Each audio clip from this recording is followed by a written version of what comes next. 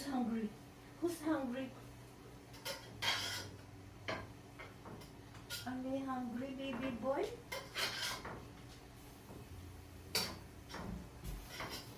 Make sure that it's really, really cooked.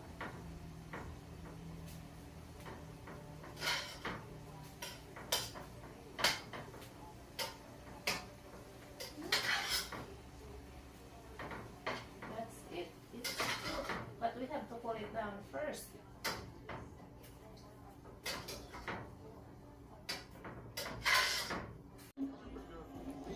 So here we have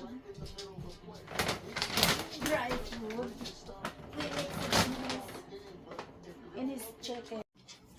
Ayan, pwede na natin ihalo ang ating dry food. Dry dog food.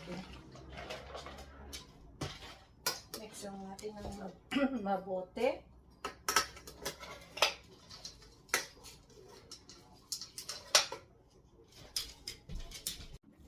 So, ito na siya. Ready to serve. So, marami siya guys. Kaya ang ginagawa ay ilagay natin sa fridge. Tapos, pag kainan na, serve na lang. Tapos, ready to eat. So, ayan na siya. Let's go feed the dog.